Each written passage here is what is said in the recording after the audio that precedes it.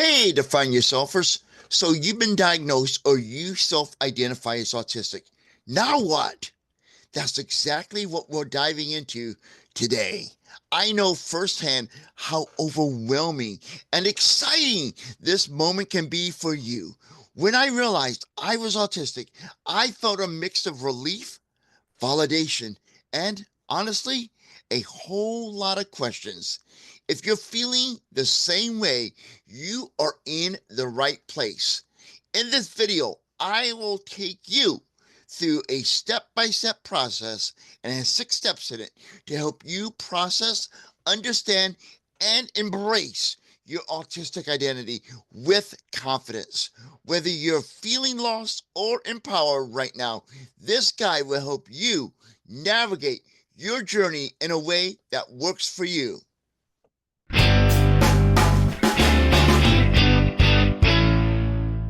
Hey, Define Yourselfer. I am the Confident Autistic. I'm an autistic adult, late diagnosed.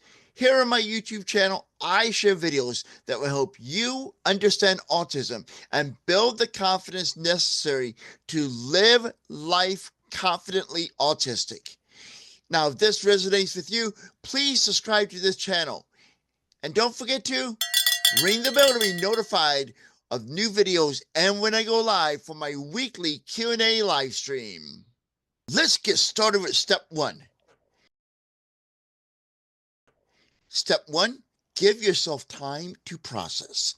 First things first, give yourself permission to feel everything. A new autism diagnosis, whether formal or self-identified, can bring on a whole mix of emotions, including relief, excitement, confusion, and even grief. You might feel like everything suddenly makes sense, but you also might feel overwhelmed thinking about what it all means for your life moving forward. I know that I did. Let me say this. However you feel is valid. There is no right or wrong way to process your identity. Some people jump straight into self-acceptance, while others need time to adjust. One thing that may help is journaling. Just getting your thoughts onto paper, or if you do a digital journal, onto your computer or whatever device you're using, without judgment can be beneficial. Now, if writing is not your thing, try talking to someone who understands, whether that's a therapist, a coach, or an autistic friend, or start your own video journal like I have on social media right here on YouTube. Once you've given yourself space to process, the next step is learning about autism in an empowering way. Step 2, learn about autism through an empowering lens. I need to warn you, when you first start researching autism, you'll find a lot of misinformation. Some sources treat autism like a problem that needs fixing, but that's not the lens we're going to be using here. Okay? Instead, look for autistic voices, books, blogs, and YouTube channels created by actually autistic people like this one, like me. These resources will help you see autism as a part of who you are, not something that needs to be changed. Understanding autism is about balance, recognizing both the challenges and the strengths that come with autism. For example, I know that my deep focus and pattern recognition are strengths, even if I struggle with sensory overload. Now, speaking of strengths and challenges, that brings us to step number 3, figuring out how autism personally shows up in your life. Step 3, identify how autism shows up in your life. Every autistic person is different. That's an important fact that I want you to remember. So take some time to identify your unique traits. And you can start doing this by asking yourself these questions. What sensory experiences do I love or struggle with? How do I communicate best? What routines help me feel safe and comfortable? A great way to do this is by creating a personal autistic traits profile. Think of it as a self-reflection exercise where you list your strengths, challenges, and what supports you might need. I'll drop a link to a worksheet in the video description, worksheet that I created to help you get started. So look in the video description. Not right now, wait till the end of the video because I still got some great stuff to share with you today. Now that you know your needs, the next step is learning to communicate those needs and set boundaries with others and with the world. Step 4, communicate your needs and set boundaries. Self-advocacy is one of the most empowering skills you can develop. But let's be real, it can also feel really uncomfortable at first. You don't have to over-explain or justify your needs. Keep it simple. Try saying something like, I focus best in quiet environments, so I'll be wearing my noise-canceling headphones while I work. I don't do well with last-minute changes, so if something shifts, I appreciate a heads up. Now, both of these are true in my case, okay? Well, in a way, let me be honest with you. The first one is definitely me. I do not do well with last-minute changes. I really need as much heads up as I can.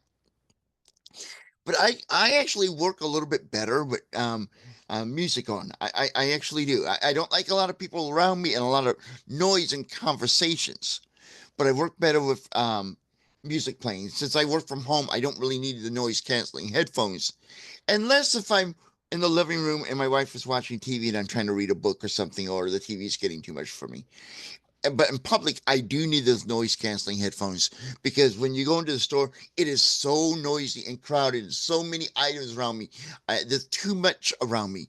It over visually stimulates me. So the noise canceling headphones with, once again, my 80s music helps me stay regulated when I'm out in public. Now, setting boundaries isn't just about work, which we just talked about a moment ago, in a way. It applies to relationships too. If social events drain you, it's okay to say things like this. I love to hang out, but I need time to recharge. Let's plan for another day. Now, let's talk about something life-changing, finding your autistic community.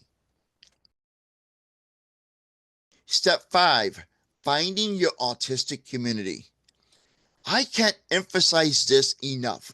Connecting with other autistic people is a game changer. It's one thing to read about autism, but meeting people who truly get you, that's the important next level you need to engage. Whether it's online or in person, here are some great places to start to connect with other people who are on the spectrum just like you. Reddit, Facebook groups, and Discord services for autistic adults. Autistic-led YouTube channels such as this channel and podcasts, including my podcast, Live Confidently Autistic, which will be debuting in spring of 2025, and local autism meetups and advocacy organizations. Once you have found your community, it's time for the final step, and that's step 6, developing self-confidence and autistic pride. Self-acceptance is key for you to live confidently autistic. Your brain isn't broken. It's just different. Actually, our brains are not broken. They are just different. I'm part of this too, people. I'm just not talking to you. I'm part of the choir. I'm here with you on this battle, on the journey. And it's not really a battle, it's a journey. So our brains are not broken. They're just different. And different doesn't mean less. The more you accept yourself, the more confident you will feel and you will become. Now, here's the challenge. Think of one thing about being autistic that you love. Maybe it's your creativity. Maybe it's your deep focus or the way you see patterns others don't. And whatever that is, celebrate it. Start to engage in small actions to build your confidence. Confidence grows in small steps. And here are 3 things you can do this week to take those small steps to start discovering, developing, and growing your confidence. And the first is practice self-advocacy with a small request. Maybe it could be something as simple, like in my case, I can ask my wife, because she likes watching TV. She does it 24 hours a day. She needs to. It helps her distract her from the pain that she's in. She has stage 4 metastatic breast cancer. I can ask her, can we turn down the TV a little bit? It's a small, simple request. Because the TV, the noise from it sometimes is so loud. It's a little bit sensory overloading for me. The second thing you could try doing this week is to connect with one new autistic person online that you've not connected with before. And I'm not just talking about watching a video or just, being in a group and reading posts or whatever. And that's a great starting point. But actually interact with someone, maybe comment on someone's post or comment on this video or email somebody who is autistic and try to connect with them.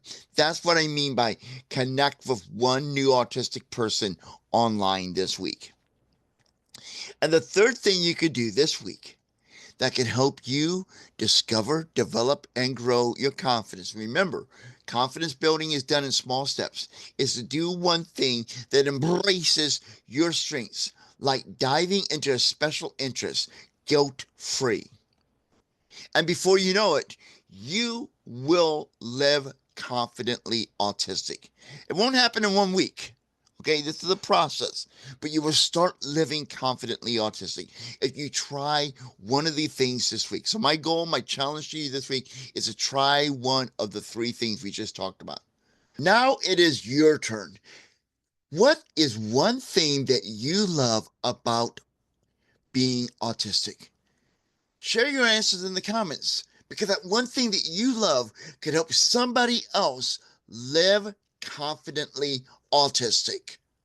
Until next time, this is the Confident Autistic, aka Chris Mitchell, reminding you that I'm always here to help you live life confidently autistic.